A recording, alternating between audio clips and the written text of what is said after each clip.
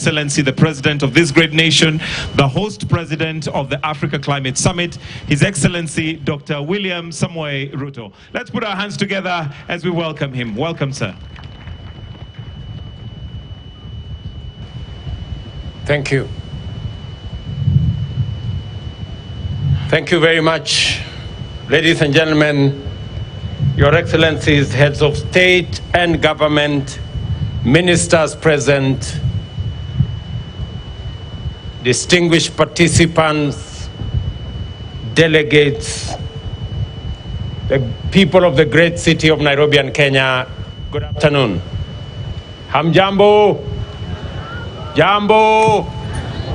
I'm not hearing it clearly. Jambo?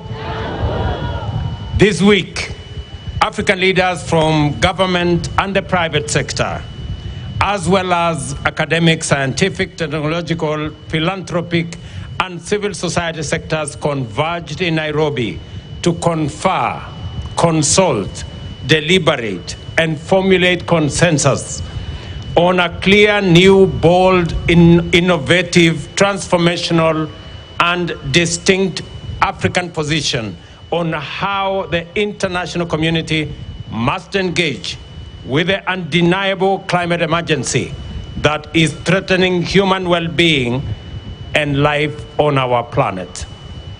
The Africa Climate Summit is both a demonstration of the unwavering collective commitment of the people of Africa to their vision to make humanity's first home here in Africa a land of abundant potential, limitless opportunity, and the possibility of shared prosperity. It is also showcases our determination to mobilize a global coalition of emergency responders to ensure that the industrialization necessary to drive future economic transformation restores our planet's vitality and ecological balance. At the summit, our shared understanding became clear that Africa is not only the cradle of humanity, it is indeed the future, and that we are the last frontier of untapped potential in the form of hundreds of millions of young men and women who are educated, skilled, motivated, innovative, ready and willing to drive the enterprises and industries that will unlock the possibilities promised by our immense endowments of natural assets, mineral resources, and green energy potential in order to unleash opportunities and prosperity for Africa and the world on an unprecedented scale. At the summit, we also made it clear that we are aware of the unjust configuration of multilateral institutional frameworks that perpetually place African nations on the back foot through costly financing, which plunge our economies into debt trap and deny them resources needed to mitigate and adapt in response to climate change, invest in energy transition, and facilitate industrialization to create jobs and wealth, and to reduce inequality. As a continent, we have developed our common position, which encapsulates our ambition for socio-economic transformation and our climate action agenda. This position is anchored on the potential that Africa holds to decarbonize the global economy and set the stage for green industrialization throughout the world. We demand a fair playing ground for our countries to access the investment needed to unlock the potential and translate it into opportunities. We further demand a just multilateral development finance architecture to liberate our economies from odious debt and onerous barriers to necessary financial resources. We are clear in our minds and hearts that the international community must walk with us in this journey into a future of prosperity and security in an ecologically balanced, thriving planet. We are therefore determined to have difficult conversations, take hard decisions, and make uncomfortable changes to set international consensus on an Afrocentric and globally inclusive path into an African future. On a continent as young as Africa, it is impossible to imagine the future without the youth.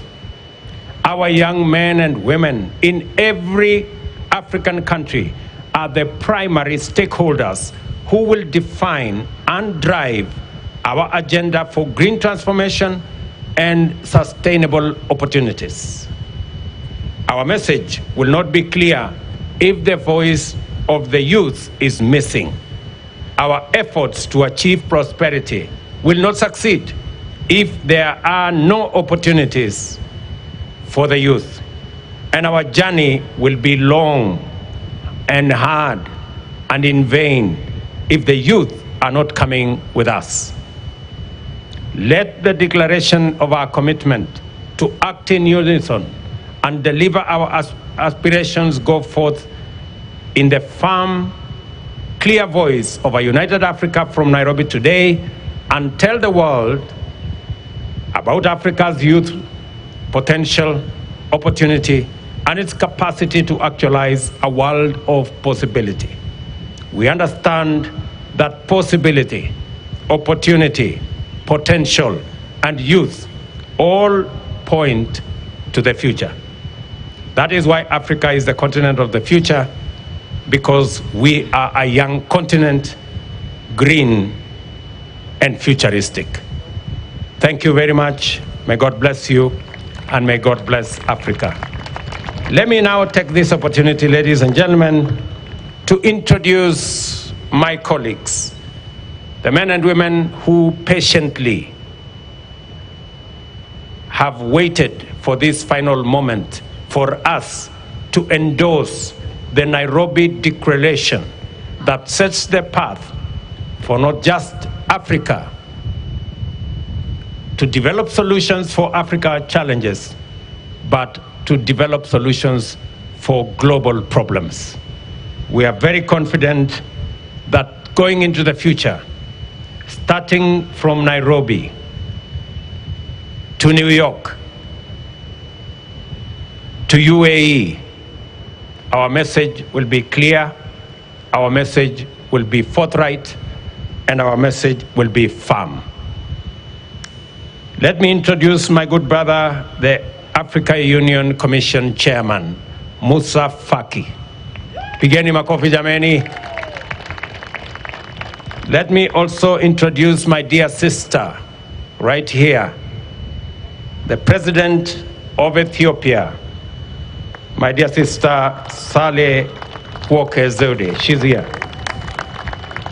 Let me also introduce my brother, who just joined us last evening, the President of Chad, Idris Deby Itno. Thank you very much, my brother, and welcome to Nairobi. Let me also introduce my brother from Sierra Leone has just left. Let me introduce my elder brother, the President of Djibouti, the one and only Mzee Omar. Tupige makofi jameni. Thank you very much, Mzee, for standing in, being with us all the while. Your advice has been phenomenal. Let me also introduce the old man in a hat, the President of South Sudan, President Salva Kiir Mayardit. Thank you very much, Mzee. I know you have taken time with your advice, patiently nudging us on until the final full stop was put in the declaration. Asante sana.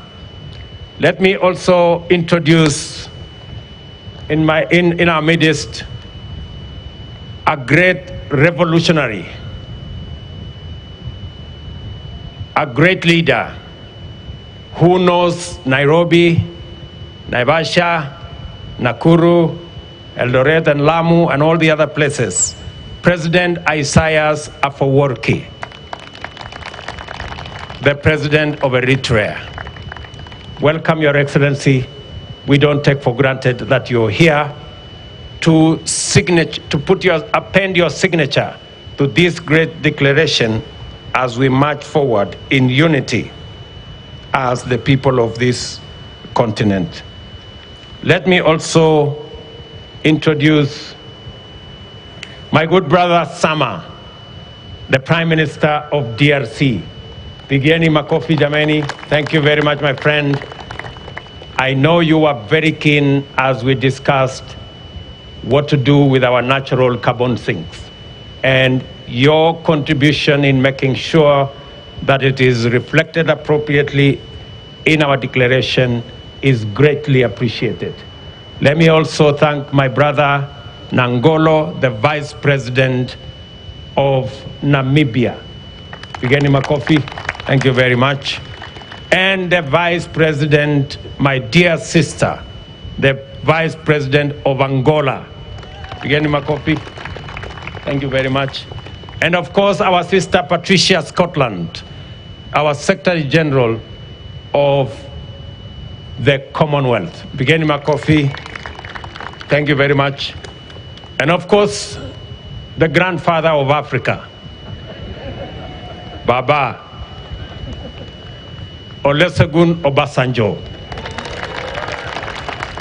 He was right here to make sure that we never try to do the wrong thing. Thank you very much, Mzee. And you have supervised us all the way. I tried to persuade him that we can do the rest alone, and he said no, just in case you make the wrong step last minute. So that's why he is here. Let me also recognize my brothers ministers who are here. All the ministers, thank you, and heads of delegation. I really want to appreciate our first ladies. They're right here. My good brother, the Deputy Prime Minister from Somalia, thank you very much for coming. And all the dignitaries, forgive me if I didn't mention your name directly. It in no way say your contribution was any less. We appreciate everybody who has been here. Thank you very much, Nairobi, for welcoming all our guests. Thank you very much, the people of Kenya, for welcoming all our guests. My very best wishes as we march on with the Nairobi Declaration into the next destination. Asanteni sana, God bless you, and God bless our great continent. Thank you very much.